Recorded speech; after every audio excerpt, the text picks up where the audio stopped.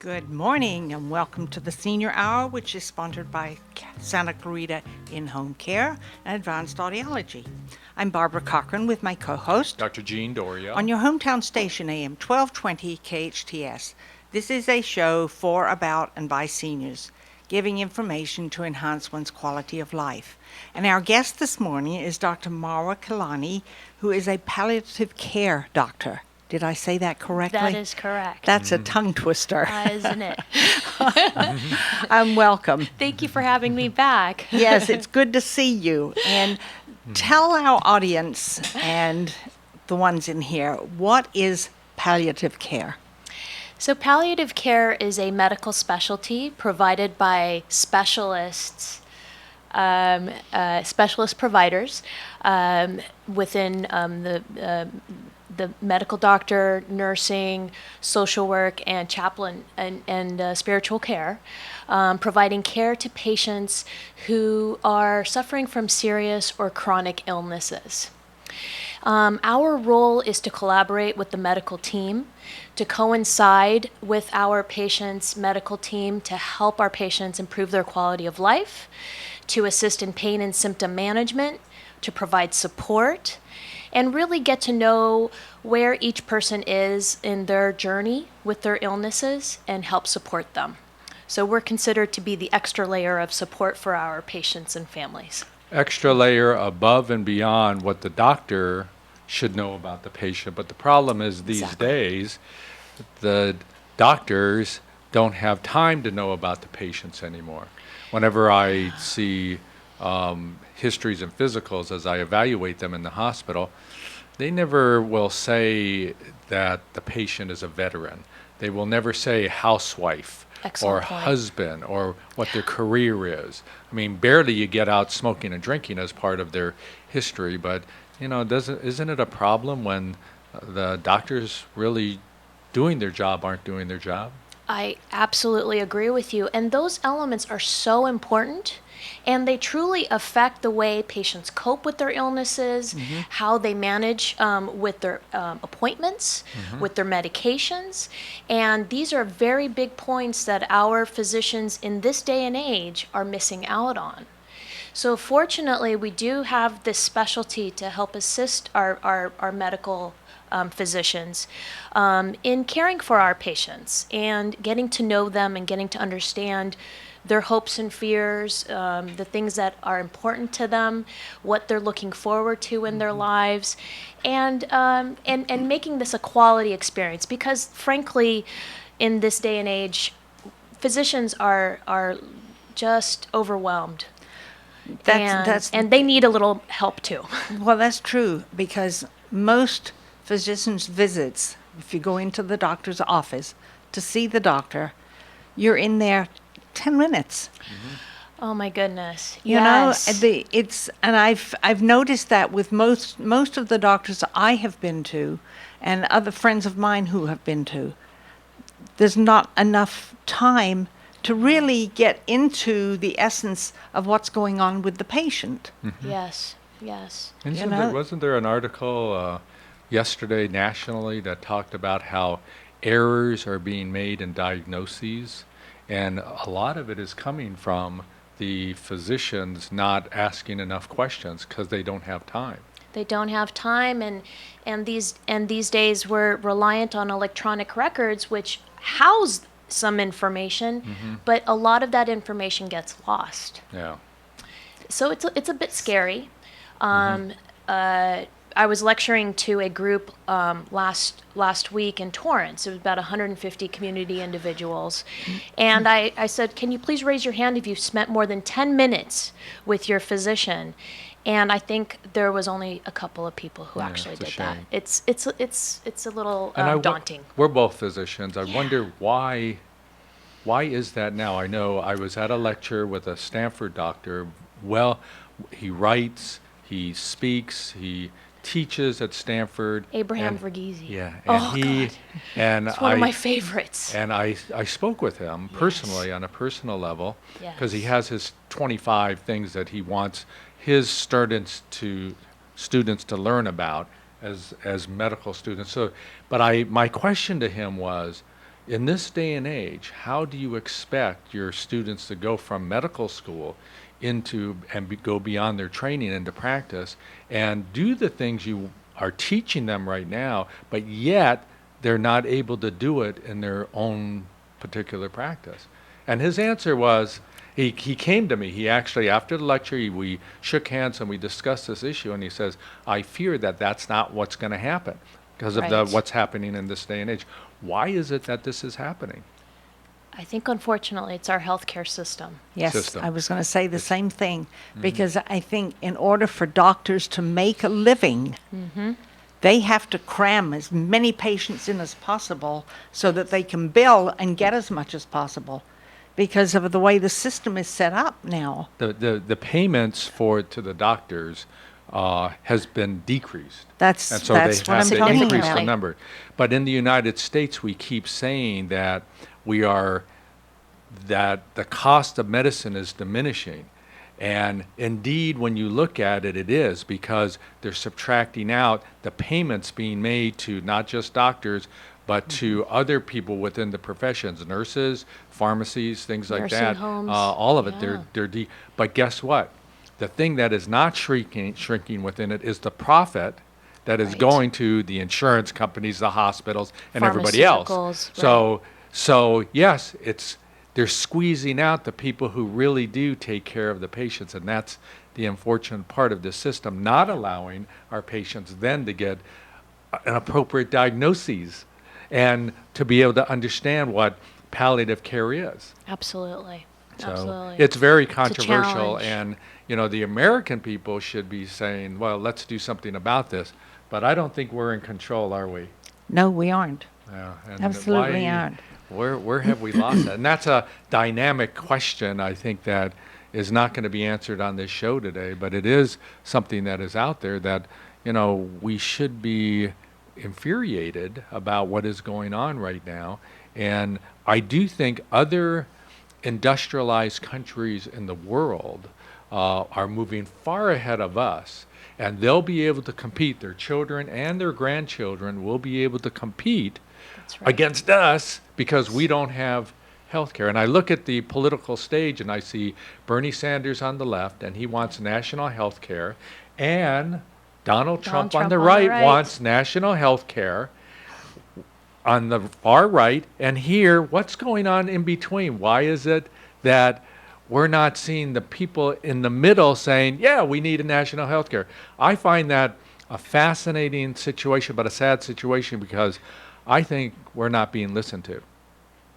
I can't agree with you more. And unfortunately, a lot of physicians have been disenfranchised with this movement because they're so frustrated, overwhelmed, and are just trying to get by day to day. Well, I think also, and I've heard this in several areas, doctors are retiring. Yes. They don't want to put up with this mess anymore. Yeah. And you really can't blame them. Yeah. But, the question has to be, Barb, as patients, we're trying to advise our listening audience, what can our patients do to get the ear of their physicians? Mama, when you go in to see your doctor and you have an idea of what you want as you head toward end of life, as you take a spill, as you forget something, you go, uh-oh, yes, I am getting older. What should our patients say to their doctor that allows them to move forward, at least toward palliative care, then to hospice care, to end of life? How do you hold your doctor back without walking out the door? Right. Grabbing onto him or her and saying, okay, listen to me for 1 second. I want to tell you what I want. I think one of the things is to reflect that they're concerned. They're concerned about the big picture. They're concerned about the chronicity of their illness, or the seriousness of their illness, and the direction it's going. And the concern is that perhaps they're afraid. They need to really advocate for themselves. And this is an opportunity for patients to speak up with their physicians, but it's also on the responsibility of the physician and care providers as well to advocate on behalf of their patients.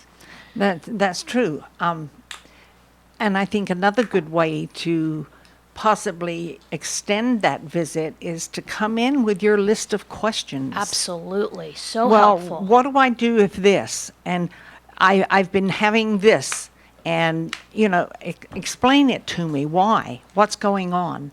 And I think that's one way that the doctor is almost forced to listen to you and answer those questions, and possibly extend that visit so that you get the answers to those questions and come away from there thinking, oh, okay, now I feel better about it. Right. Nothing I can do about it, but at least I know what's going on. But you also have to give direction, I think. You have to say what you want, how you want to live life. And I think the demands of our seniors are they want to live at home, Yep. not go to a nursing home, and die in their home. That's That is the ideal. And 90% of our seniors now, 90%, they die either in the hospital or in a nursing home. 90%. What is wrong with Whoa. that picture? That's Oh, not good. It's not no, good. it isn't. And I will tell you my story that last year I had 5 patients who, and I've said it before on this show, 5 patients who, all of them, they were in their 90s, all were women, none had cancer, but they all died at home and with their family, and none of them were on hospice, and really didn't need to medicate them because they were not in pain, not suffering, not uncomfortable. So That's the way they fortunate. died. Yeah. So I was lucky to have that, and looking at that, knowing that this can be done. We need to have 90% of our patients in 5 years dying at home Instead of in instead of a the hospital or nursing nursing home or a home. hospital. That's what we have to. Oh, that's what we have to That's work the goal. toward. That's what we need to work towards. But going back to palliative care, Yeah. our patients need to know that worry, that fear of life that Yeah. they now see because it's hitting them. I just fell, I'm not remembering these things, like I said. They start to worry, and they need to have some medical guidance in that process, but they're not getting it. So because they're not getting it, and because they don't have enough time, they should start laying out the platform for the doctor to see and say, okay, this is what I want. This is how I'm going to do things, and let their families know, and let that communication be a part of life. And when you don't do that, then it's your fault. So let's help guide them during this time and make sure that they understand Absolutely. what to do. They Yeah. should bring their list in, like you said, I Barbara, think bring their a list in. list of questions, a list of medications, and really, just because you start talking about fears and worries doesn't mean that you're going down the road of end of life. You're actually advocating, and that's what's important. And our physicians need to know what's important to each and every individual patient. So that patient, with her questions or his questions, they're advocating for themselves. Absolutely. And That's very And the interesting. most important person to have there is the advocate, the Yes. person, the Right. caregiver, the spouse. Yes, an extra set of ears. Extra, and set eyes and That's all right. of Yep. that, and voice to make sure that everything is just said in a way that they want it to be said. That there's no mistake that the doctor is hearing that is being put out there that down the line could affect the patient. That's very interesting. Very interesting. And, for me personally, I'm getting a lot older. I'm not 16. I'm not 30 anymore. I'm not even 50 anymore. And some of those thoughts go through my mind because I did go through a life or death illness myself. I had cancer 3.5 years ago. And that was a very, very scary time in my life and in my husband's and my kids. Yeah. Am I going to get over it? Will this chemotherapy knock it all out? Fortunately, it did, and I'm 3 years free. Excellent. But it takes a lot out of you. It sure does. Especially when you're older. Yes. And in my case, I was 75 when I had it. And I was shocked because I don't know very many people who have cancer at 75. It's either much, much earlier or it's much, much later, when it's, okay, this is the end. But it scared the daylights out of me. It really did. But you potentially you could have been hospitalized. And I know during this time, Barbara, you were suffering.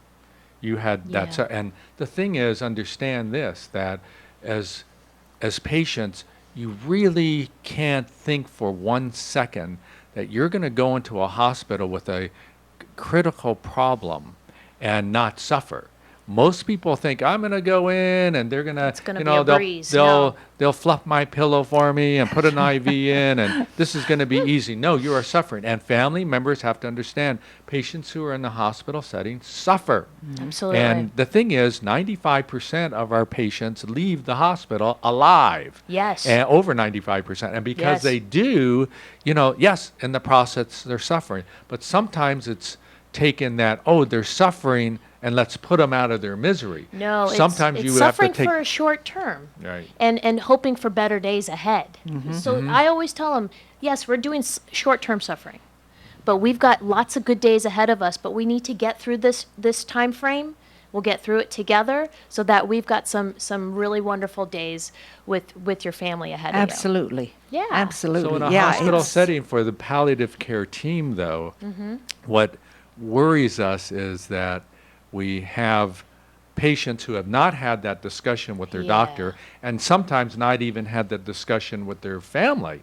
And they're coming into sometimes a ICU, intensive care unit setting, and they're fearful. Sometimes they're really not with it and they can't make decisions. The family doesn't know, but the palliative care team can come in. And sometimes it's good and sometimes it's not. Sometimes it's doctors have problems and sometimes they can't communicate. I'm talking about the primary care doctors.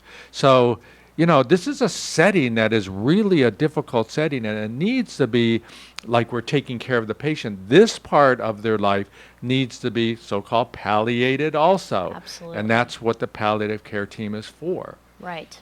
Giving information, allowing them to understand. Yep, absolutely. It's a constant educational process, and that's one of the things that we really take pride in is not just about our means of educating our patients and families, but really being there to get to understand and know who our patients are.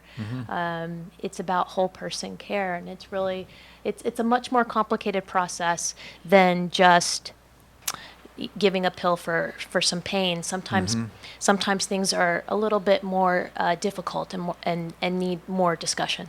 We're talking with Dr. Mawa Kalani who's the director of palliative care at Holy Cross Providence, just over the hill from Santa Clarita. And it's palliative care is out there. It's pretty new, but when you have a patient in the intensive care unit. And a physician gives an order and says, I need your team on board, what starts to happen? What's that process? That's actually a very dynamic process for us. When we have patients in the ICU, and it's pretty frequent that we get consulted in the ICU, our patients are tremendously sick. Think of it as the sickest patients in the hospital, sickest patients in the community. And those patients require extra support, and their families require extra support. And in fact, there's been studies that have demonstrated that our families of patients who are in the ICU experience PTSD. And because of that, they deserve more attention. They deserve more support from our disciplines. And therefore, palliative care has been shown to assist in caring for the patients and families. They need to understand what the current situation is. They need to understand what the prognosis is. And they need to have a very clear discussion as to what are the goals of care, as well as considerations as to what options are available. And these are conversations that we have quite frequently with our patients and families. A lot of times it becomes just the families because the patients often are too sick to have that conversation. So let's, though, talk about that worry and that fear and the illness and families and ICU setting. But let's talk about then the extension of palliative care, hospice care, and how that that role is taking place? What is hospice care? Well, when we come back from our break, let's possibly discuss that. Okay. I'm Barbara Sounds good. Cochran with my co-host, Dr. Jean Dorio, on your hometown station, AM 1220 KHTS.